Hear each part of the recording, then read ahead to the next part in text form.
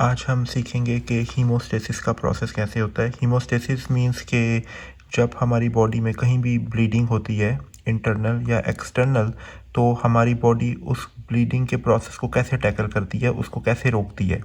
तो basically 3 steps हैं haemostasis के: वेसोकंस्ट्रिक्शन, प्राइमरी हीमोस्टेसिस और सेकेंडरी हीमोस्टेसिस। प्राइमरी हीमोस्टेसिस में टेम्परेरी प्लेटलेट प्लग बनता है और सेकेंडरी हीमोस्टेसिस में कोएगुलेशन कैस्केड एक्टिवेट होती है। और इसके बाद फाइब्रिनोलाइसिस है। बहुत सारे लोग इसको समझते हैं कि हीमोस्टेसिस का पार्ट नहीं है, लेकिन इसको भी मैंने ऐड किया। हम इसके बारे में भी डिस्कस करेंगे, क्योंकि जब सारा क्लॉट बन जाए तो और हमारा जो है टारगेट वो अचीव हो जाए, ब्लीडिंग रुक गई है, तो बाद में उस क्लॉट को रिजॉल्व कैसे करना है वो फाइब्रिनोलाइसिस में हम डिस्कस करेंगे। जो प्राइमरी हीमोस्टेसिस है उसके लिए स्मॉल ट्रॉमा, अगर थोड़ी सी ट्रॉमा हो, आप शेव कर रहे हो, आपको एक कट लग गया तो थोड़ा सा ट्रॉमा है, उसके लिए टेम्परेरी प्लेटलेट प्लग ही जो है वो काफ़ी होता है प्राइमरी हीमोस्टेसिस। लेकिन अगर लार्ज ट्रॉमा हो तो उसमें कोएगुलेशन कैस्केड का प्रोसेस एक्टिवेट होता है। अब एक बात इसमें ये है कि ये थोड़ी सी यहाँ पे मैंने येलो मार्कर यूज़ किया तो शायद may be not very prominent. तो कोएगुलेशन कैस्केड में बेसिकली फाइब्रिन मैशवर्क बनता है, फाइब्रिन मैशवर्क। उसके बाद क्लॉट रिट्रैक्शन होती है, क्लॉट रिट्रैक्शन की वजह से सीरम बनता है। और जब हमारा क्लॉट बन जाता है, ब्लीडिंग रुक जाती है, तो उसके बाद क्लॉटिंग के प्रोसेस को रोकना भी है, और उसके लिए फिर फाइब्रिनोलाइसिस का प्रोसेस है। अब वेसोकंस्ट्रिक्शन सबसे पहला स्टेप है। अब वेसोकंस्ट्रिक्शन कैसे होती है कि सबसे पहले एंडोथेलियम कट होती है, उसके बाद लोकल मसल स्पैज़म है, फिर थ्रोम्बोक्सिन A2 है। थ्रोम्बोक्सिन A2 कहाँ से आता है? Thromboxane A2 platelet and tissue से सेक्रीट होता है। और नर्वस रिफ्लेक्सेस हैं पेन और इंजरी की वजह से, ये सब लोकल वेसोकंस्ट्रिक्शन ये चीज़ें करती हैं। अब इस सारे प्रोसेस में कुछ प्रो कोएगुलेंट केमिकल्स भी सिक्रीट होते हैं। अब जिस तरह प्लेटलेट जो है वो 2 केमिकल सिक्रीट करता है, सेरोटोनिन, थ्रोम्बोक्सिन A2। फिर सिंपैथेटिक रिफ्लेक्स पेन इंजरी की वजह से होगा तो ये एपिनेफ्रिन को रिलीज़ करेगा, और फाइब्रिनोपेप्टाइड भी रिलीज़ होंगे, और फाइब्रिनोपेप्टाइड जो है ये फाइब्रिनोजिन को बनाएंगे। तो इस तरह ये वेसोकंस्ट्रिक्शन का प्रोसेस ये शुरू हो जाता है यहीं से। Serotonin cut endothelium, local mother spasm, thromboxane A2 platelet और टिश्यू से सिक्रीट होता है, और नर्वस रिफ्लेक्सेस हैं। Then we have serotonin, thromboxane A2, epinephrine, fibrinopeptide. अब इस स्लाइड में हम देखेंगे कि एक जो प्लेटलेट का जो बेसिक स्ट्रक्चर है वो क्या है, क्योंकि अब आगे हमने प्राइमरी हीमोस्टेसिस पढ़नी है जिसमें सारा का सारा प्लेटलेट की इन्वॉल्वमेंट है। तो सबसे पहले देखें कि 2 चीज़ें हैं, एक ये मेम्ब्रेन है, आउटर मेम्ब्रेन, और एक inner cytoplasm. So let's talk about the outer membrane. ये लिपिड की ये प्लाज्मा मेम्ब्रेन इसमें बनी है, और ग्लाइकोप्रोटीन है। 2 इम्पॉर्टेंट रिसेप्टर्स याद रखने हैं जो है GP1B, ये एडहीजन में हेल्प करते हैं, प्लेटलेट की एडहीजन में, और GP2B3 है जो कि एग्रीगेशन में हेल्प करते हैं। इसी तरह ये कैनालिकुलर स्ट्रक्चर होते हैं, बाहर से ये एक्सटेंड कर रहे होते हैं अंदर की तरफ, तो ये कैल्शियम इनको कंट्रोल करती है, और ये कैनालिकुलर सिस्टम प्लेटलेट को कॉन्ट्रैक्शन में हेल्प करते हैं। जब ये कॉन्ट्रैक्ट होते हैं तो मुख्तलिफ केमिकल्स रिलीज़ करते हैं, जैसा कि thromboxane, serotonin. Let's talk about the cytoplasm of the platelet. अब साइटोप्लाज्म के अंदर आप देखो एक्टिन एंड मायोसिन है जो कि कॉन्ट्रैक्शन में हेल्प करते हैं। गोल्जी है, रफ एंडोप्लाज्मिक रेटिकुलम है, ये साइक्लोऑक्सीजनेस को बनाते हैं। माइटोकॉन्ड्रिया है, mitochondria ADP ATP, mitochondria power house होता है, जहाँ भी माइटोकॉन्ड्रिया होगा तो वहाँ पे ADP की प्रोडक्शन होगी। और फाइब्रिन स्टेबलाइजिंग फैक्टर प्लेटलेट से बनता है, प्लेटलेट ड्राइव्ड ग्रोथ फैक्टर बनता है। अब आप देखो कि साइक्लोऑक्सीजनेस ये गोल्जी रफ एंडोप्लाज्मिक रेटिकुलम बनाते हैं। तो कौन सी मेडिकेशन है जो साइक्लोऑक्सीजनेस को ब्लॉक करती है? अच्छा, एक और बात, ये जो माइटोकॉन्ड्रिया जो ये एडीपी बनाता है, ये एडीपी ये सीधा GP2B3A रिसेप्टर को हेल्प करता है, जो कि एग्रीगेशन में इम्पॉर्टेंट रोल प्ले कर रहा होता है। तो अब दो इम्पॉर्टेंट मेडिकेशंस हैं, एक मेडिकेशन साइक्लोऑक्सीजनेस पे एक्ट करती है और दूसरी एडीपी एग्रीगेशन को पे एक्ट करती है और इसको इफ़ेक्ट करती है। वो कौन सी मेडिकेशन है? एस्प्रिन। एस्प्रिन साइक्लोऑक्सीजनेस जो एंजाइम है उसकी एक्टिविटी को इनहिबिट करती है। एस्प्रिन साइक्लोऑक्सीजनेस की एंजाइम एक्टिविटी को इनहिबिट करती है। और जो मेडिकेशन जो क्लोपिडोग्रिल या प्लेविक्स है, ये inhibits the binding of adenosine diphosphate to its platelet P2Y12 receptor and subsequent ADP mediated activation of the glycoprotein 2B3A complex. So I already मैंने आपको पहले ही बताया कि ADP mediated activation जो है उसको होने नहीं देती। तो P2Y12 रिसेप्टर है, उस पर ADP अटैच नहीं होगा और फिर GP2B3A कॉम्प्लेक्स एक्टिव नहीं होगा। अब ये साइक्लोऑक्सीजनेस, यहाँ पे एस्प्रिन इसको ब्लॉक करती है। ये एडीपी है, एडीपी जो है P2Y12 रिसेप्टर पे एक्ट करेगा और इसको GP2B3A को एक्टिवेट करना है, जो कि आगे एग्रीगेशन करेगा। लेकिन अगर हम प्लेविक्स देंगे तो जो ADP है वो P2Y12 रिसेप्टर जो कि इनसाइड होते हैं उन पे एक्ट नहीं करेगा और GP2B3A रिसेप्टर एक्टिवेट नहीं होगा और एग्रीगेशन नहीं होगी। अब यहाँ पे मैंने कुछ थोड़ी ड्राइंग कर दी है। This is mitochondria always like this. और अब ये दो स्ट्रक्चर क्या हैं, ये डेंस और light. Basically there are two types of granules, dense granules and the alpha granule. Platelet granules क्या हैं? अल्फा प्रोटीन और ये डेंस। अभी सिर्फ हम इस पोर्शन पे बात करेंगे। अल्फा प्रोटीन फैक्टर 13 है, ये फाइब्रिन स्टेबलाइजिंग फैक्टर है। Platelet activation factor, platelet drive growth factor, von Willebrand factor. Then we have fibrinogen. अब ये fibrinogen stored in the platelet होता है, ये not made by the platelet, इसको प्लेटलेट बना नहीं होता है, सिर्फ ये स्टोर होता है। Platelet factor 4 very important here, it's an alpha protein. Heparin induce thrombocytopenia में हम इसको सेंड करते हैं। प्लेटलेट फैक्टर 3 ये केमिकल है, प्रोकोएगुलेंट है। फिर डेंस ग्रैन्यूल्स हैं, इसमें ADP है, कैल्शियम है, सेरोटोनिन है। अब ब्रीफली बात करते हैं कि जो ब्लड सेल्स हैं वो मतलब वो क्या है हमारी बॉडी का। प्लाज्मा 55% प्लाज्मा है और जो सेल्स हैं वो 45% हैं। अब जो सेल्स में RBCs हैं, RBC सिर्फ और सिर्फ हमें ब्लड वेसल के अंदर, नॉर्मल स्टेट में ब्लड वेसल के अंदर मिलेंगे और ये मिलियंस में होते हैं। WBCs हैं, WBC में कैपेसिटी होती है कि ये माइग्रेट टू इंटरस्टिशियल स्पेस, इनमें ये इंटरस्टिशियल स्पेस माइग्रेट कर सकते हैं। और फिर वी हैव द प्लेटलेट ये भी सिर्फ और सिर्फ ब्लड वेसल्स में होते हैं और ये थाउजेंड्स में होते हैं। सेकेंड जो कंपोनेंट है वो प्लाज्मा है 55% और इट हैज़ प्रोटीन और वाटर एंड इलेक्ट्रोलाइट जो कि 5% टोटल बॉडी वेट है। प्रोटीन में एल्ब्यूमिन है, albumin is small but they are many, बहुत ज़्यादा होते हैं, स्मॉल है और ये ऑनकोटिक प्रेशर में हेल्प करते हैं। और फिर globulin, they are large but less numerous, कम होते हैं। अब ग्लोबुलिन की 3 टाइप्स हैं, अल्फ़ा, बेटा एंड गैमा ग्लोबुलिन। अब जो बेटा ग्लोबुलिन है, ये जितने भी जो कोएगुलेशन फैक्टर हैं वो हमारे वो सारे बेटा ग्लोबुलिन है। और जो गैमा ग्लोबुलिन है ये एंटीबॉडीज़ बनाते हैं। So all the antibodies are gamma globulin और कोएगुलेशन फैक्टर ये कोएगुलेशन फैक्टर जितने भी हैं ये बेटा ग्लोबुलिन है।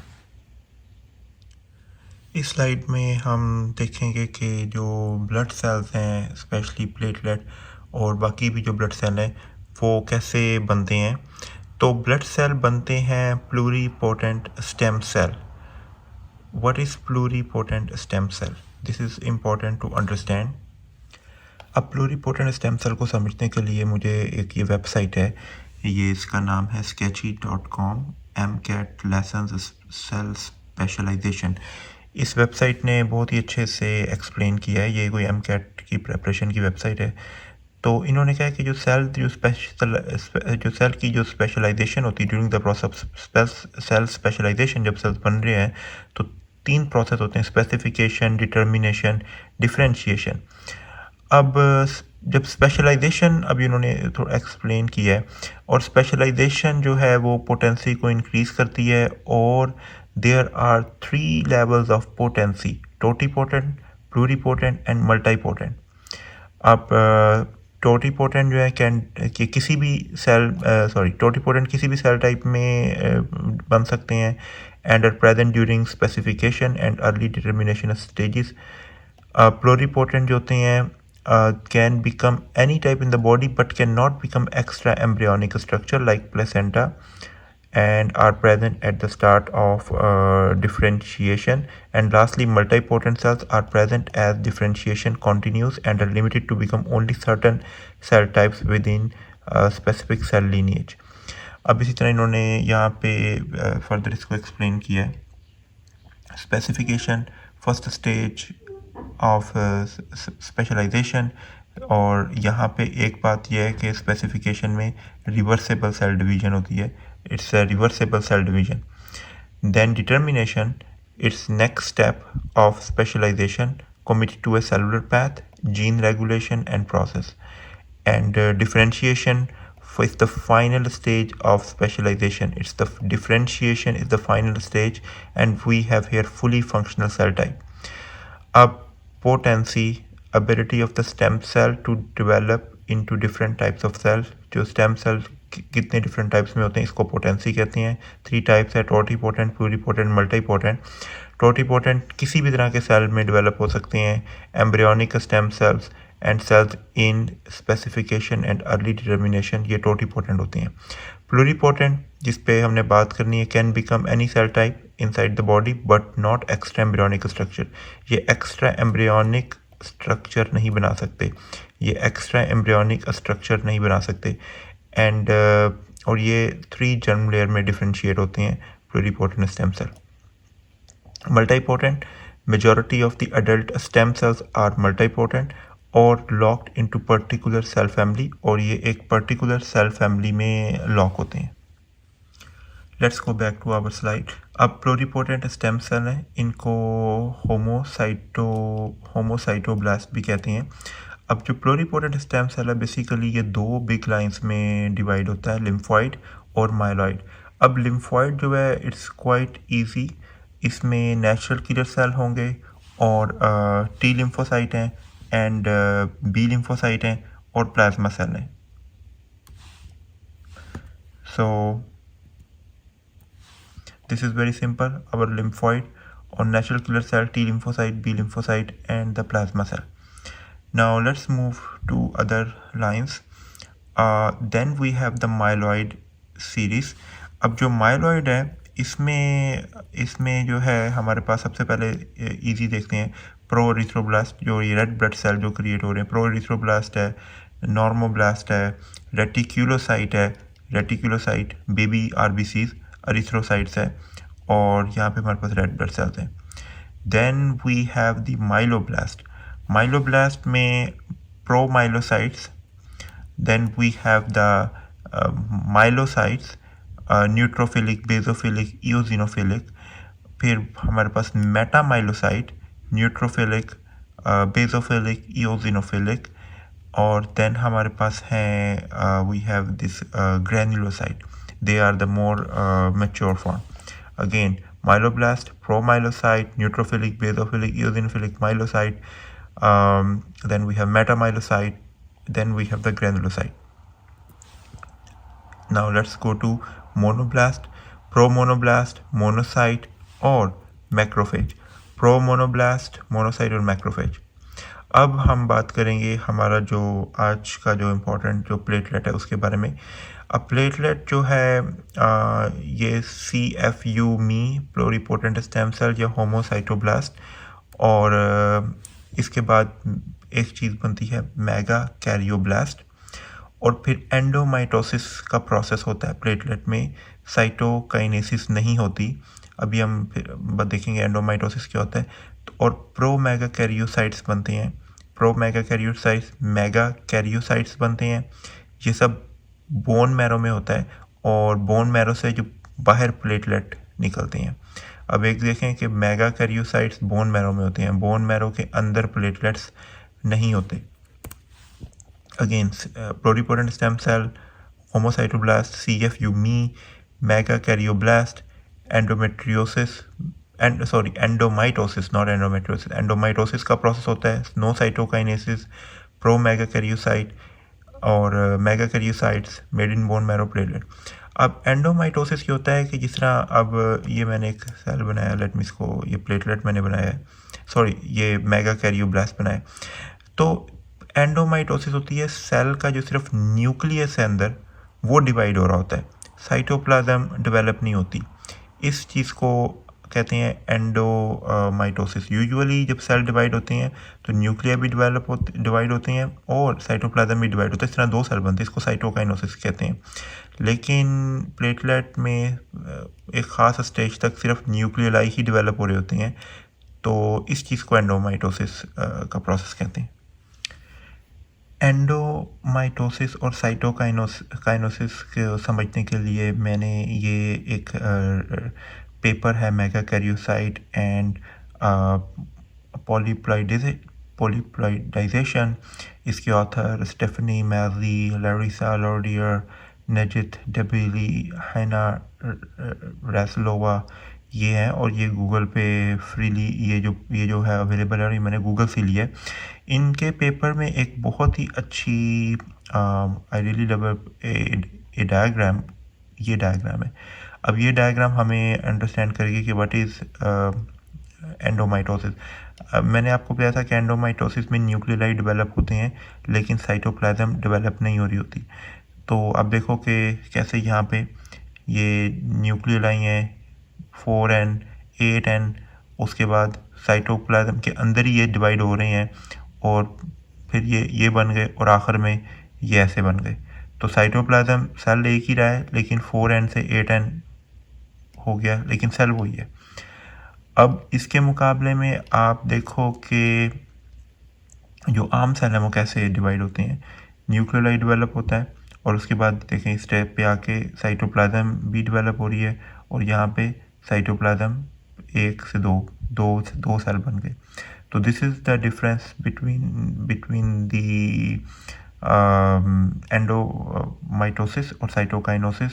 और मेन चीज़ ये कि जो एंडोमाइटोसिस में एक सेल के अंदर बहुत सारे न्यूक्लियाई होते हैं, और न्यूक्लियाई अंदर डेवलप होते रहते हैं। अब जो प्लेटलेट का जो पेरेंट सेल है उसको मेगा कैरियोसाइट कहते हैं। Mega means big, Cairo means nucleus, और साइट मीन्स सेल। और ये ऐसे ये इस तरह मल्टी लोब न्यूक्लियस होता है, और जो प्लेटलेट्स के अंदर न्यूक्लियस नहीं होता, और प्लेटलेट्स बाइकन्वेक्स शेप होते हैं। अब हम स्लाइड के इस वाले पोर्शन पे बात करेंगे। जो प्लेटलेट्स है टेक्निकली ये सेल्स नहीं है, दो हैं तो सेल्स ही, लेकिन इसमें देखें इसमें कोई न्यूक्लियस नहीं है, और इनमें न्यूक्लियस नहीं है, और इनमें एबिलिटी टू डिवाइड भी नहीं है। अब अगर आप बोन मैरो की बायोप्सी करोगे तो बोन मैरो की बायोप्सी में आपको प्लेटलेट नहीं मिलेंगे, क्योंकि बोन मैरो के अंदर मेगा कैरियोसाइट्स हैं। तो अगर आपने प्लेटलेट देखने हैं तो उसके लिए सिंपली पेरिफेरल आपको स्मीयर चाहिए। अब कौन से फैक्टर्स हैं जो कि प्लेटलेट को इंक्रीज करते हैं, स्टिमुलेट करते हैं? जो थ्रोम्बोपाइटिन है, mega karyocyte growth and development factor. तो मेगा कैरियोसाइट को बनाएगा और उनकी डेवलप करेगा। इस तरह GM-CSF, safe, interleukin 3, interleukin 6, interleukin 11 और कीमोकाइंस।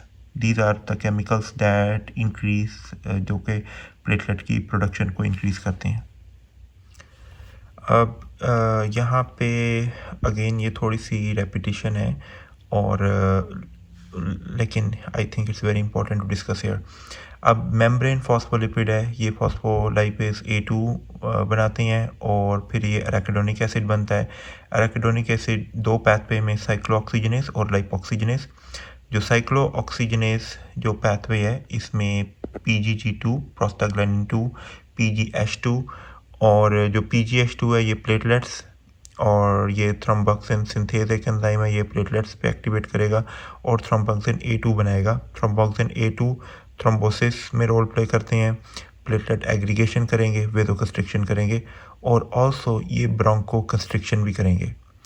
अगेन जो cyclooxygenase PGG2 PGH2 thromboxane synthase enzyme ये प्लेटलेट पे एक्टिवेट करेगा, थ्रोम्बोक्सिन A2 बनेगा, थ्रोम्बोक्सिन A2 थ्रोम्बोसिस करेगा, प्लेटलेट एग्रीगेशन करेगा, वेसोकंस्ट्रिक्शन करेगा और ब्रोंकोकंस्ट्रिक्शन करेगा। This is PGH2। अब यहाँ पे इसी तरह PGH2, अब देखो ये जो सारा एरिया है ये वेसोकंस्ट्रिक्शन प्लेटलेट एग्रीगेशन ये ब्लीडिंग को स्टॉप करता है, ये ब्लीडिंग को स्टॉप करता है। अब इसी तरह इसके बैलेंस में ये एरिया है प्रोस्टासाइक्लिन, प्रोस्टासाइक्लिन। ये प्रोस्टासाइक्लिन सिंथेज एंजाइम है, ये एंडोथीलियम पे, ये एंडोथीलियम से रिलीज होता है और जो प्रोस्टासाइक्लिन ये बनाता है और ये स्टॉप प्लेटलेट एग्रीगेशन करता है और वेसोडाइलेशन करता है। अब कौन सी मेडिकेशन है जो इस तरफ एक्ट करती है? एस्प्रिन साइक्लोऑक्सीजनेस पे इनहिबिट करेगी, PGH2 को इनहिबिट करेगी और जो ये वाला जो एरिया है इसको एस्प्रिन जो है वो ब्लॉक करती है। ये सबसे ज़्यादा इंटरेस्टिंग पार्ट है आज के टॉपिक का। अब प्लेटलेट जो है वो कैसे ब्लीडिंग को स्टॉप करती हैं। अब ये जो ग्रीन लाइन है ये एंडोथीलियम है और जो ये रेड लाइन है ये सब एंडोथीलियल कोलेजन है। और आप देखो कि यहाँ पे वॉन विलीब्रॉन्ड ये जो फैक्टर हैं, थोड़ा सा वॉन विलीब्रॉन्ड फैक्टर सब एंडोथीलियल कोलेजन में होता है। अब ये नीचे छुपा हुआ है और यहाँ पे जो है हमारा जो प्लेटलेट है वो पड़ा हुआ है। लेट्स से यहाँ पे एंडोथीलियम की इंजरी हुई है और एंडोथीलियम की इंजरी की वजह से जो वॉन विलीब्रॉन्ड फैक्टर है वो अब एक्सपोज हो गया है। अब जब वॉन विलीब्रॉन्ड फैक्टर एक्सपोज हुआ है तो सबसे पहला जो काम जो होगा वो प्लेटलेट है वो इस वॉन विलीब्रॉन्ड फैक्टर पे आके एडहीयर करेगा, एडहीजन करेगा। और यहाँ पे कौन सा रिसेप्टर है? GP1B receptor. GP1B von Willebrand factor पे करेगा और यहाँ पे एडहीजन का प्रोसेस शुरू हो गया। अब जो नेक्स्ट प्रोसेस है उसमें प्लेटलेट एक्टिव होगा। एक्टिवेशन का मतलब क्या है कि जो कैनालिकुलर सिस्टम है वो कैल्शियम, उसके अंदर कैल्शियम जाएगा और प्लेटलेट कॉन्ट्रैक्ट होगा, प्लेटलेट कॉन्ट्रैक्ट से थ्रोम्बोक्सिन रिलीज होगा। अब जो थ्रोम्बोक्सिन जो है ये बहुत यहाँ पे इम्पॉर्टेंट है, अब इसके बारे में हम डिस्कस करेंगे वाई। अच्छा, इसी तरह एक्टिवेशन में एक तो ये कैनालिकुलर सिस्टम कॉन्ट्रैक्शन हुआ कैल्शियम की वजह से और थ्रोम्बोक्सिन रिलीज हुआ। दूसरा एक और इम्पॉर्टेंट चीज़ ये है कि दूसरा जो कॉन्ट्रैक्शन और दूसरा ग्रैन्यूल्स रिलीज होते हैं।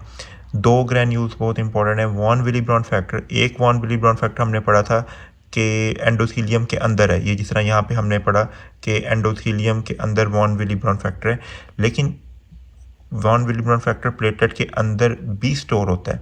वॉन एंडोथीलियम में ये प्रोड्यूस होता है लेकिन प्लेटलेट के अंदर भी स्टोर होता है। तो अब यहाँ से वो वॉन विलीब्रॉन्ड फैक्टर बाहर निकलेगा और ADP बाहर निकलेगा। अब ADP क्या करता है? ये GP2B3A को जो एक्टिवेशन करता है ये P2Y12 रिसेप्टर पे एक्ट करता है और ये GP2B3A को एक्टिवेट करता है।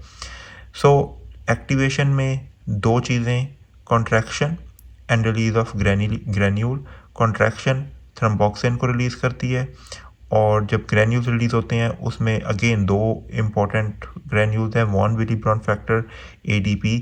वॉन विलीब्रॉन्ड फैक्टर जो है वो प्लेटलेट के अंदर भी, जहाँ पे प्लेटलेट के अंदर जो स्टोर है वो रिलीज़ हो रहा है और ये एंडोथीलियन में प्रोड्यूस भी होता है। ये मतलब ये वॉन विलीब्रॉन्ड फैक्टर दोनों जगह पे है। ADP जो है वो GP2B3A की जो एक्टिवेशन में ADPA जो है ना इम्पोर्टेंट रोल प्ले करती है। अब हमने पढ़ा कि कैनालिकुलर सिस्टम जो है उसने थ्रोम्बोक्सिन को रिलीज़ किया और जो जो ग्रैन्यूल्स रिलीज़ हुए तो वहाँ से ADP रिलीज़ हुआ। अब जो ADP जो है ना ये GP2B3A जो है इसको एक्टिवेट करता है और GP2B3A फिर आगे फर्दर एग्रीगेशन में प्लेटलेट की हेल्प करता है। इसी तरह जो थ्रोम्बोक्सिन है ये तो ऐसे समझ लो कि ये ADP का भी बाप है और ये आगे ये प्लेटलेट एग्रीगेशन में भी रोल प्ले करता है, वेजो कंस्ट्रिक्शन भी कर रहा है, ब्रोंको कंस्ट्रिक्शन भी कर रहा है।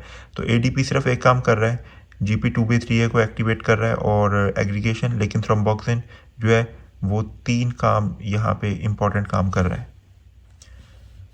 इस स्लाइड में अब अगला स्टेप है, अब जब GP2B3A ये रिसेप्टर्स हो गए तो अब ये रिसेप्टर एग्रीगेशन करेंगे। तो हाउ एग्रीगेशन, अब ये प्लेटलेट है, ये दूसरा प्लेटलेट है, ये इसका GP2B3 है, ये इसका GP2B3 है, ये दोनों कंबाइन करेंगे और इन्होंने दरमियान में किसको फंसाया है, फाइब्रिनोजिन को। अब जो फाइब्रिनोजिन है ये ट्रैप्स ये RBC को आगे ये ट्रैप करता है। अब यहाँ पे इसी तरह इसका ADP थ्रोम्बोक्सिन A2 काम कर रहा है, यहाँ पे इस प्लेटलेट का ADP थ्रोम्बोक्सिन A2 काम कर रहा है और इन्होंने दरमियान में जब इनकी एग्रीगेशन हो रही तो इन्होंने दरमियान में जो है ये फाइब्रिनोजिन को फंसाया हुआ है। और जो ये दोनों जो प्लेटलेट्स हैं ये प्लेटलेट फैक्टर 3 ये प्रो कोएगुलेट सब्सटेंस है, इसको ये सिक्रीट करते हैं। अब ये जो प्रो कोएगुलेंट सॉरी ये जो PF3 है ये आगे ये फाइब्रिनोजिन पे एक्ट करता है और फिर इसकी वजह से जो फाइब्रिनोजिन जो है जो यहाँ पे पड़ा हुआ है वो फाइब्रिनोजिन फाइब्रिन में कन्वर्ट होता है और फिर एक स्ट्रॉन्ग जो है वो कोएगुलेशन कैस्केड फिर एक्टिवेट होती है और इसमें एक स्ट्रॉन्ग बॉन्ड बन जाता है। तो इसी तरह अगेन ये इस प्लेटलेट अब ये अगेन ये वॉन विलीब्रॉन फैक्टर ये ओरिजिनली पड़ा हुआ था जो कि एंडोथेलियम से एक्सपोज हुआ था। तो अब प्लेटलेट इसका चिमटा ये GP1B रिसेप्टर था जिसने एडहेनेंस में हेल्प की। उसके बाद कैनालिकुलर सिस्टम से ADP कैनालिकुलर सिस्टम एक्टिवेट हुआ, वहाँ से थ्रोम्बोक्सिन A2 कैनालिकुलर सिस्टम से थ्रोम्बोक्सिन A2 आया, ग्रैन्यूल्स रिलीज हुए, वहाँ से वॉन विलीब्रॉन फैक्टर और वॉन विलीब्रॉन फैक्टर आया और ADP आया। ADP ने एक्टिवेट अब ADP ने GP2B3 एक्टिवेट किया। इसी तरह यही सब कुछ इस प्लेटलेट में भी हो रहा है, GP2B3 एक्टिवेट हो गया। अब ये 2 GP2B3 हैं, दरमियान में फाइब्रिनोजिन, इन्होंने फाइब्रिनोजिन को ट्रैप किया और इसी प्रोसेस में PF3 this is a pro coagulant active substance ये भी रिलीज़ हुआ। इस PF3 ने और काम ये किया कि और स्ट्रांगली फाइब्रिनोजिन को फाइब्रिन में कन्वर्ट में हेल्प की और फिर कोएगुलेशन कैस्केड एक्टिवेट हुई। So this was the whole diagram. This was the first step जिसमें एंडोथीलियम इंटैक्ट है। This was the second step, endothelial का ब्रेक हुआ है और वॉन विलीब्रॉन फैक्टर एक्सपोज हुआ है। थर्ड स्टेप में GP1B इसके साथ एडहियर हुआ है।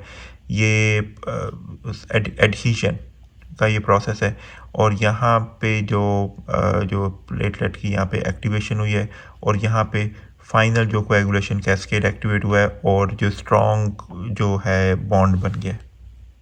अब कुछ रेयर डिसऑर्डर्स के बारे में बात करते हैं। सबसे पहले बर्नार्ड सोलियर डिसीज़ में मसला ये होता है कि जो प्लेटलेट्स हैं वो basically they are very joint platelets और थ्रोम्बोसाइटोपिनिया होता है लेकिन प्लेटलेट्स जॉइंट होते हैं।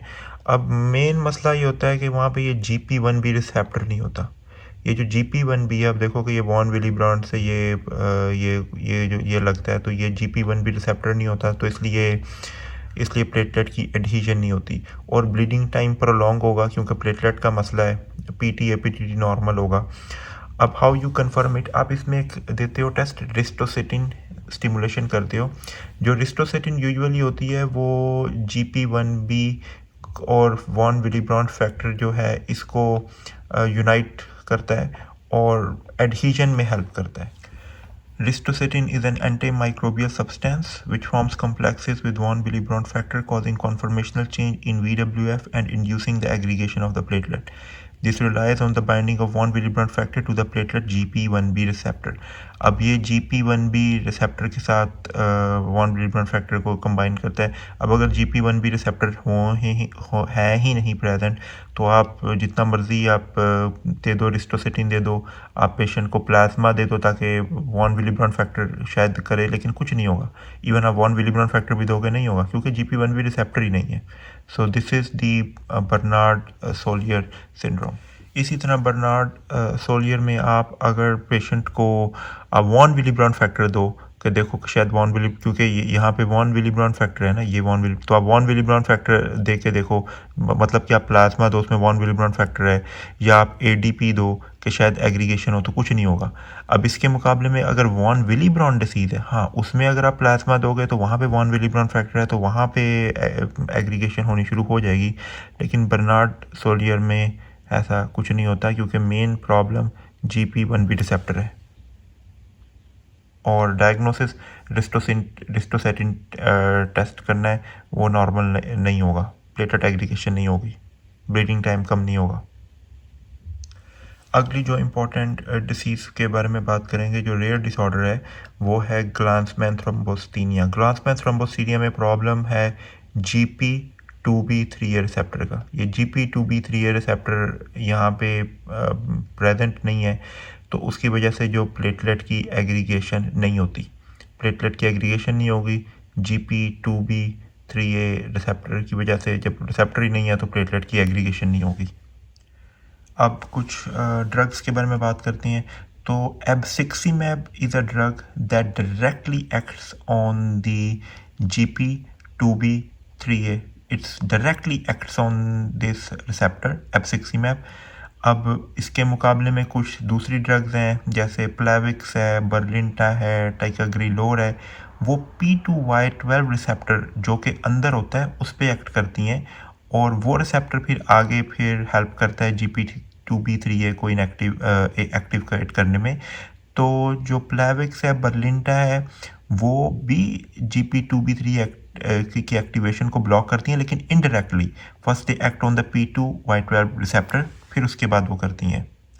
तो हमने स्लाइड में पढ़ा था कि जो ADP है वो बहुत ही ज़्यादा इम्पॉर्टेंट है GP2B3A की एक्टिवेशन में, और एक्चुअली ये P2 ADP जो है वो P2Y12 पे एक्ट करता है, P2Y12 आगे GP2B3A को एक्टिवेट करता है। तो लेट्स सी, ये एक अच्छा मुझे एक एब्स्ट्रैक्ट मिला, ये प्लेटलेट इनहिबिशन एजेंट, और ये लग रहा है किसी स्टूडेंट ने प्रेजेंट किया है, volume 13 issue 5 current vascular pharmacology. इसमें ये बहुत अच्छी डायग्राम है। अब आप देखो क्लोपिडोग्रिल, प्रेसोग्रिल, टिकाग्रिलोर, ये कैनग्रिलोर मैंने कभी यूज़ नहीं की। तो ये क्या करती हैं, ये P2Y12 एंटागनिस्ट हैं। अब ADP ने P2Y12 पे एक्ट करना है, फिर इसने PI3K पे करना है, फिर GP2B3A पे करना है, और फिर प्लेटलेट एक्टिवेशन होगी। तो ये ADP एंटागनिस्ट हैं, और इस तरह ये, लेकिन जो ड्रग एब्सिक्सिमैब है वो डायरेक्टली इसके ऊपर GP2B3A पे एब्सिक्सिमैब यहाँ पे एक्ट करती है। अभी हम चूँकि अपने GP2B3A रिसेप्टर पे डिस्कशन कर रहे हैं, तो लेट्स से अगर कोई एंटीबॉडी है जो कि GP2B3A रिसेप्टर पे एक्ट कर रही है, एंटीबॉडी, वो कंडीशन क्या होगी? यस, वो कंडीशन है इम्यून थ्रोम्बोसाइटोपिनिया। इम्यून थ्रोम्बोसाइटोपिनिया में एंटीबॉडीज़ हैं जो कि GP2B3A रिसेप्टर्स पे एक्ट करती हैं। दो क्लिनिकली हम वो एंटीबॉडीज़ को यूज़ नहीं करते क्योंकि वो इतनी सेंसिटिव या स्पेसिफिक नहीं है, लेकिन जो पैथोफिजियोलॉजी है, जो पैथोजेनेसिस है उस डिसीज़ का, वो यही होता है कि IgG एंटीबॉडीज़ इम्यून थ्रोम्बोसाइटोपिनिया में GP2B3A रिसेप्टर्स को एक्ट करती हैं और उसको इनहिबिट करती हैं। सो इम्यून थ्रोम्बोसाइटोपिनिया का ये मैकेनिज्म ऑफ एक्शन है। Another great topic, coagulation cascade. So first of all, what is the meaning of word cascade? Cascade, ये कैम्ब्रिज डिक्शनरी है। कैस्केड का मतलब है कि स्मॉल वाटरफॉल। इसी तरह न्यूयॉर्क में कैस्केड लेक वाटरफॉल है, और ये उसकी पिक्चर है, गूगल पे है। So now we know that cascade means waterfall. अब देखो कि यहाँ पे एक वाटरफॉल ही बन रही है, देखो कैसे ये जा रहा है। तो इसको याद करने का सबसे जो आसान तरीकाकार ये है कि सबसे पहले तो आप देखो कि ये जो चार चीज़ें आप इनको याद रखो, 10A5 कैल्शियम, Pl फॉस्फोलाइपेस, ये इन चार चीज़ों को आप याद रखो, क्योंकि जो इंट्रिंसिक पाथवे और एक्सट्रिंसिक पाथवे है वो इस पे आके कंबाइन होगा। तो सब एंडोथीलियल कोलेजन से शुरू होता है इंट्रिंसिक पाथवे, और 12A, 11 से 11A, 9 से 9A, 8A यहाँ पे आएगा, और यहाँ पे वॉन विली ब्राउन फैक्टर भी 8A पे आके एक्ट करता है, और फिर 10 को 10A में कन्वर्ट करेगा। आगे ये जो कॉम्प्लेक्स है ये पूरा जो इम्पोर्टेंट है, ये 2 को थ्रोम्बिन में कन्वर्ट करेगा, 1 को फाइब्रिन में कन्वर्ट करेगा, और ये फिर 13 एक्ट करेगा, स्टेबल बनेगा। इसी तरह टिश्यू फैक्टर है, इसके बारे में अभी हम डिटेल से बात करेंगे। और जो इंट्रिंसिक पाथवे है ये यूजुअली मोर कॉम्प्लिकेटेड होता है, takes time to kick in. Extrinsic pathway is usually not very complicated, it's usually very quick, so remember it. अब इसी तरह देखोगे यार 10 जो है ना इसमें मोस्ट इंपॉर्टेंट है।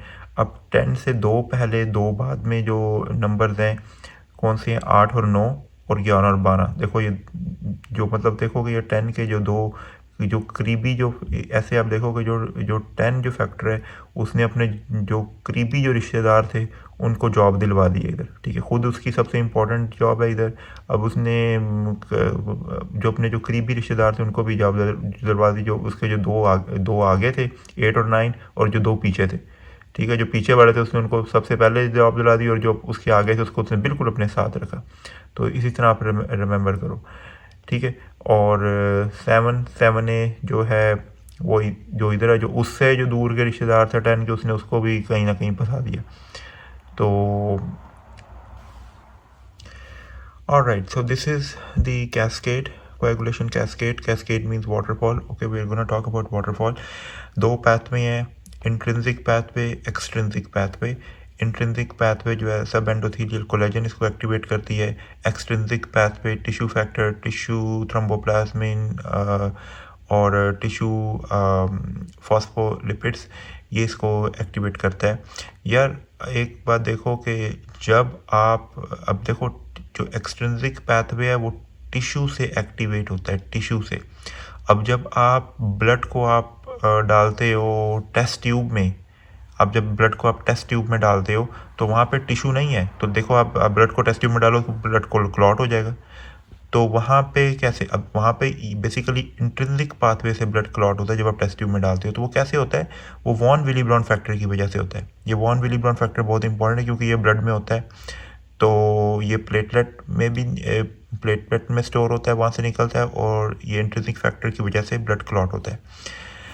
तो अब इसमें सबसे जो इम्पोर्टेंट है, ये जो स्केयर है ये मोस्ट इम्पॉर्टेंट है, इसको कहते हैं जनाब हम प्रोथ्रोम्बिनेस कॉम्प्लेक्स। इस स्केयर में देखो 4 चीज़ें हैं, 10A फैक्टर है, एक्टिवेटेड 10A है, 5A है, आयोनाइज्ड कैल्शियम है, कैल्शियम शुड बी आयोनाइज्ड, और ये फॉस्फोलिपिड है ड्राइव फ्रॉम द प्लेटलेट, ये प्रोथ्रोम्बिनेस कॉम्प्लेक्स है। अब ये सारे जो फैक्टर हैं, ये 12, 11 ये एक्टिवेट होके, ये 8 क्या उसे कहते हैं, ये 9, 8 एक्टिवेट होके ये सारे 10 पे आएंगे। अब यहाँ पे वॉन विली ब्राउन फैक्टर की भी बहुत इंपॉर्टेंस है। देखो वॉन विली ब्राउन फैक्टर सीधा इस पे को 8A बना रहा है, और ये 8A देखो यहाँ से चल के वो सारे आ रहे हैं, ये सीधा यहाँ पे एक्ट कर रहा है, और ये इस तरह इसको यहीं से एक्टिवेट कर रहा है। अब इसी तरह यहाँ पे ये एक्सट्रिंसिक है, ये अपना फैक्टर 7 से 7A, और ये करते हैं।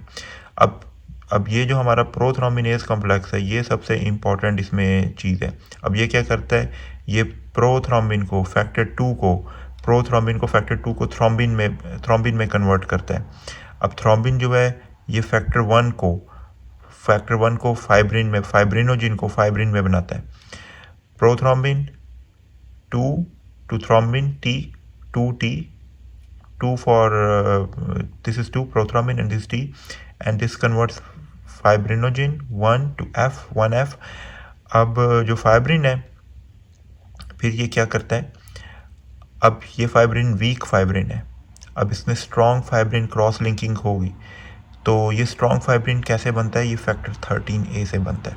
फैक्टर 13A से बनता है और 13A, ये 13A, और यहाँ पे भी कैल्शियम, आयोनाइज्ड कैल्शियम है।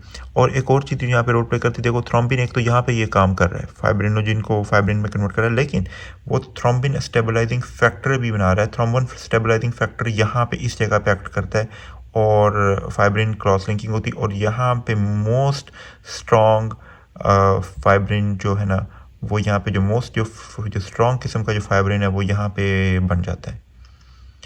तो इजी टू रिमेंबर, आप प्रोथ्रोम्बिनेज जो कॉम्प्लेक्स है, आप हमेशा आप इससे शुरू करो और इससे आप आगे जाओ।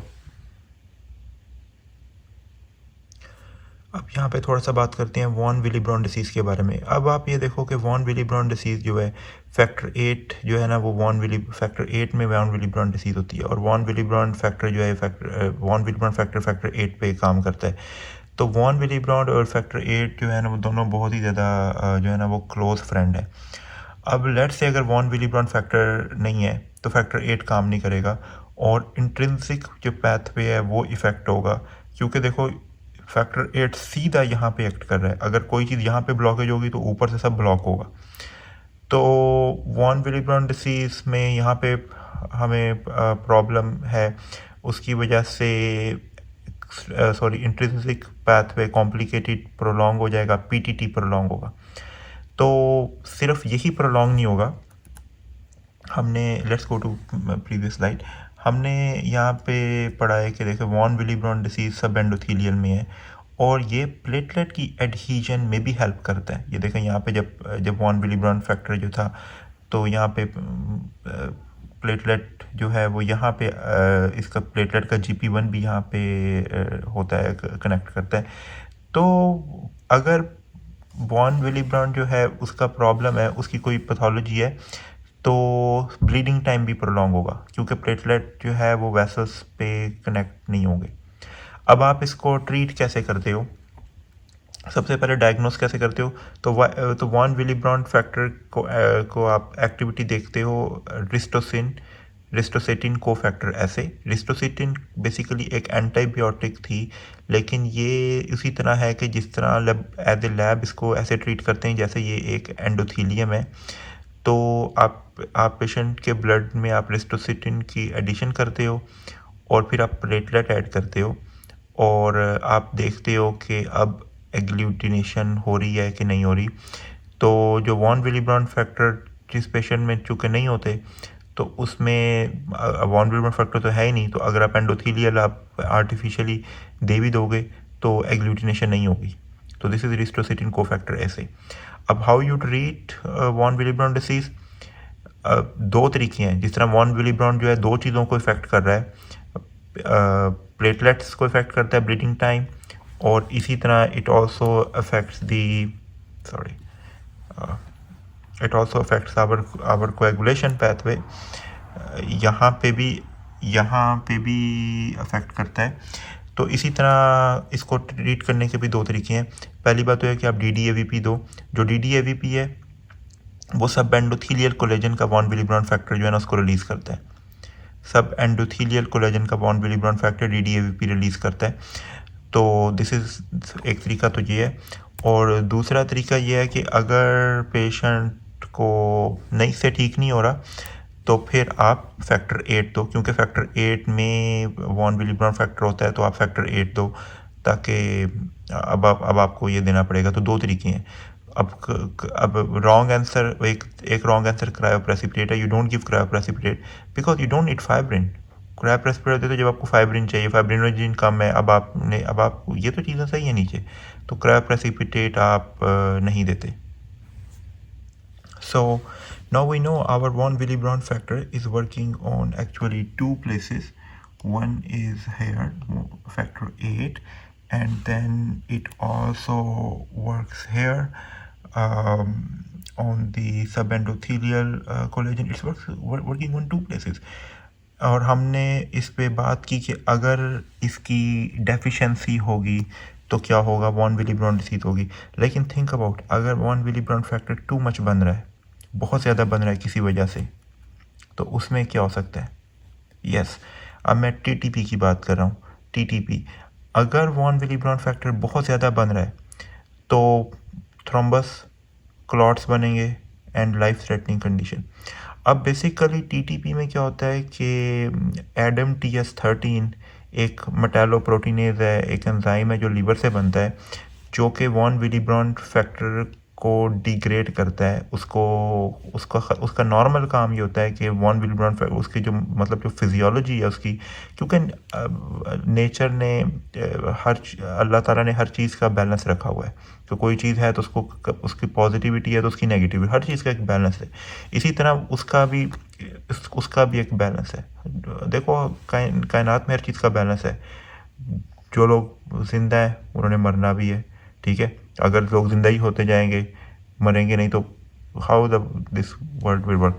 तो इसी तरह वॉन विलिब्रॉन फैक्टर जब जिंदा है तो उसने ख़त्म भी होना है, उसका एक प्रोसेस है। तो ADAMTS13 वो ये काम करता है। अब जब ADAMTS13 की डेफिशिएंसी है या वो काम नहीं कर रहा, तो von Willebrand factor would be like crazy. Von Willebrand factor के मल्टीमर होंगे, बहुत बड़े वॉन विलिब्रॉन फैक्टर होंगे, और ये लोग वॉन विलिब्रॉन फैक्टर इतने ज़्यादा होंगे कि ये प्लेटलेट्स को, मतलब कि एंडोथीलियम के अंदर से हैं, बाहर निकल के प्लेटलेट्स को अटैच करेंगे।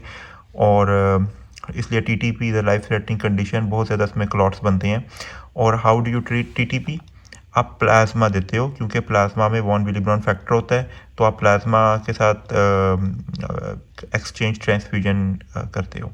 तो remember, von Willebrand deficiency we talked about, we also talked about TTP, दोनों अपोजिट स्पेक्ट्रम की डिसीज़ हैं।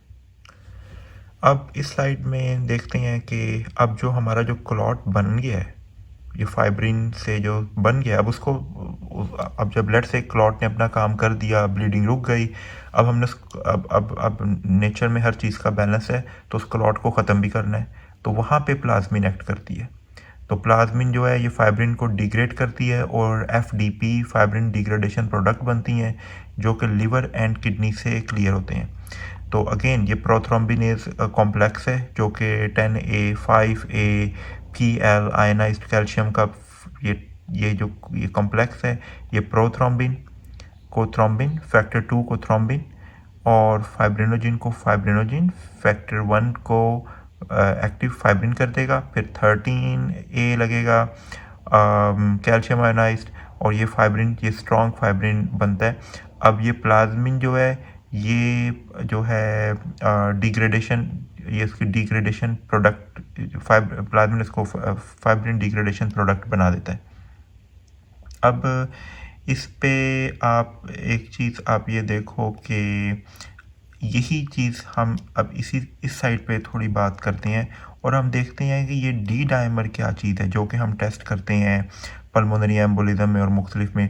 डाइमर का मतलब होता है दो चीज़ें से कोई चीज़ जो डबल पे, अब देखो ये डाइमर है, ये डी, अब देखो डी का डाइमर है, ये भी डी है, ये भी डी है, ये डी डाइमर है असल में। अब ये डी डाइमर ये कहाँ से आता है? तो basically this is the fibrinogen structure.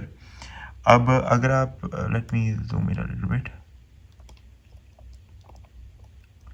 ये फाइब्रिनोजिन का स्ट्रक्चर है। मैंने इसको रिलेटिवली इजीली बनाया है, ये इतना सिंपल नहीं होता जितना मैंने बनाया है।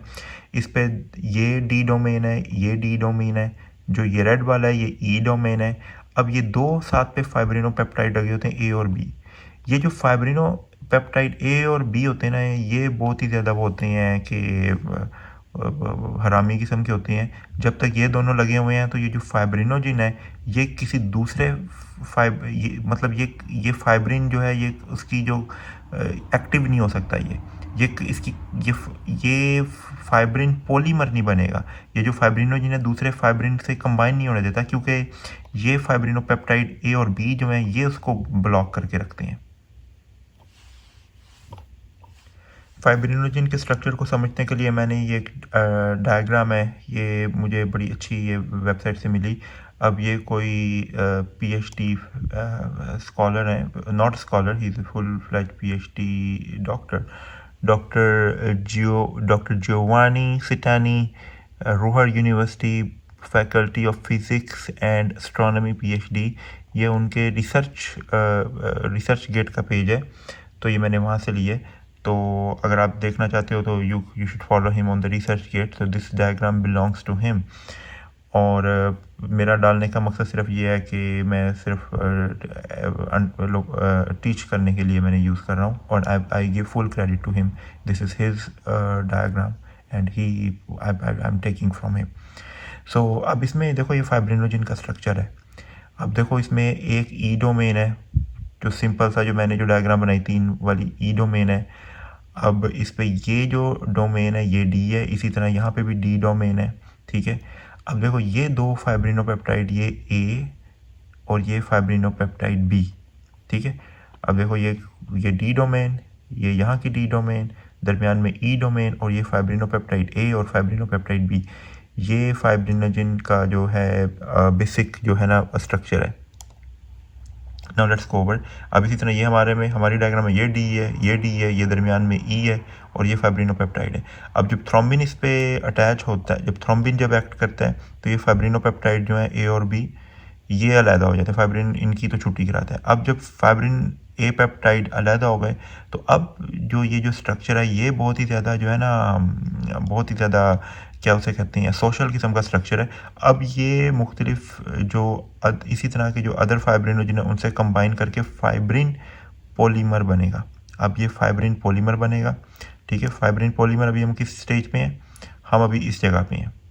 अब फाइब्रिन पॉलीमर बना। अब यहाँ पे अब फैक्टर 13 होगा। अब फैक्टर 13 इसको स्ट्रॉन्ग इसको कर दिया, तो अब ये स्ट्रॉन्ग ये स्ट्रक्चर जो बन गया, ये फाइब्रिन का स्ट्रॉन्ग मैशवर्क बन गया, राइट। अब यहाँ पे आया जनाब प्लाज्मिन। अब प्लाज्मिन ने इसको तोड़ना है, इसको भी तोड़ना है, और इसको भी तोड़ना है, इसको तोड़ना है। अब जब प्लाज्मिन इसको तोड़ेगा, राइट, तो चूंकि अब देखो ये बहुत सारे स्ट्रक्चर आपस में जुड़ गए थे, क्योंकि I told you it's a very social structure. कहीं डी ई से जुड़ा हुआ है, कहीं डी डी से जुड़ा हुआ है, कहीं डी ई से डी से, राइट, ये डी। तो ये जब ये टूटेगा तो बहुत सारे डी ऐसे भी टूटेंगे, जो दोनों जो डी आपस में कंबाइन हुए हैं वो टूटेंगे।